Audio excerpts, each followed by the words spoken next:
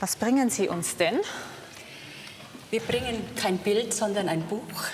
Und das wird in der Familie im Familienjargon als Schiebebuch bezeichnet. Aha. In dem Fall ist es so, Sie schauen, wo oben und unten ist, dass wir wissen, von welchem Jahr es ist, nämlich aus dem Jahre 1773. Aber wir würden gerne wissen, wo es entstanden ist und wer es geschrieben hat.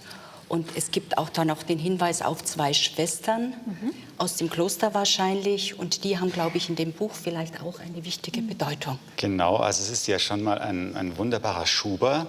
Das ist immer sehr schön, wenn ein Buch und ein Schuber noch erhalten sind, die zusammengehören.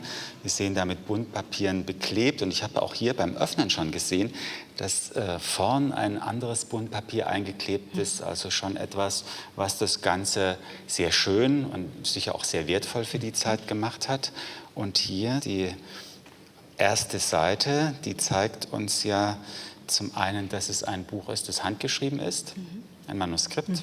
Es zeigt uns, dass hier sehr viel auch ornamental gearbeitet worden ist, mit Wasserfarben, Gouache. Und Sie hatten schon erwähnt, ganz unten gibt es die Datierung 1773. Also wir kommen ins späte 18.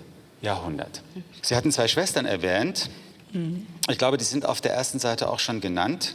Gertrud und Mechthild. Gertrud und Mechthild. Kennen Sie beiden Schwestern? Nein. Das sind ganz berühmte Schwestern, und zwar Klosterschwestern. Es ist die heilige Gertrud von Helfta.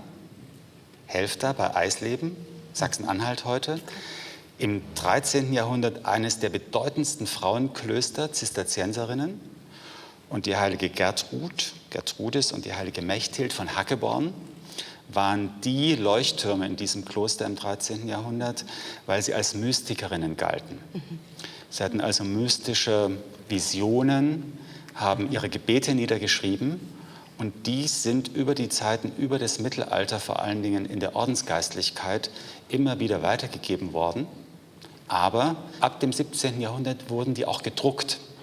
Also Laien konnten sich auch diese Gebete durch einfache Drucke, einfach heißt, es war zumindest für eine größere Zahl von Menschen erschwinglich, kaufen. Aber das ist kein Druck hier. Das ist kein Druck, das ist tatsächlich Wirklich ein original? handgemaltes Buch. Und das ist etwas, was im 18. und beginnenden 19. Jahrhundert gar nicht mal so selten ist. Gebetbücher wurden gerne handgemalt mit eigens zusammengestellten Gebeten, Liedern, Textstellen aus der Bibel und dann verschenkt. Das war zu einem natürlich eine Geduldsarbeit und sollte dann natürlich auch die Wertschätzung ausdrücken, die man dem Beschenkten gegenüberbringt. Sowas war natürlich oft mit einem Anlass verbunden. Also das konnte die Kommunion, die Firmung sein. Das wurde auch Bräuten mitgegeben, zum Beispiel zur Hochzeit, und hatte dann diesen ganz, ganz persönlichen Aspekt. Und wir sehen ja hier mit schönen Illustrationen auch verziert. Und ich denke, dahinter steckt natürlich auch, dass diese Gebete von den heiligen Gertrud und Mechthild auch gedruckt waren und dass hier vielleicht auch aus gedruckten Büchern dann abgemalt, abgeschrieben worden ist. Also wir haben es mit einer wirklich sehr schönen und instruktiven Form der Volksfrömmigkeit zu tun, wenn wir diese handgeschriebenen Bücher sehen. Was sind die wert? Ja, was sind die wert? Je nachdem, je mehr Illustrationen drinnen sind, desto mehr bekommt man dafür. Aber um die 200-300 Euro mindestens sollte das wert sein. Allerdings, wenn Sie sagen, es kommt aus der Familie, würde ich vielleicht mal versuchen, den Stammbaum weiter zurückzuverfolgen. Vielleicht kommen es auf den Herrn, der am Anfang genannt ist. Der Mecklinger. Genau. Mettlinger. Das wäre mal zumindest eine interessante Arbeit für Sie.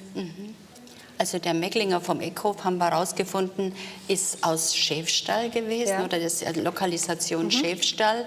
Und das gehört, also da ist, glaube ich, auch ein Kloster gewesen. Also es ist eigentlich die Nähe, wo Ihre meine Tante Verwandtschaft- wohnt, Ah, als ja. Donauwörth. Ja. Naja gut, nachdem es in Ihrer Familie ist, muss es fast der Beschenkte fast gewesen sein oder eingeheiratet. Ja. Das kann auch sein. Bewahren Sie es gut. Und man kann es auch lesen oder sogar beten. Noch Genau. besser. Vielen Dank. Auf Wiedersehen. Wiederschauen. Wiederschauen.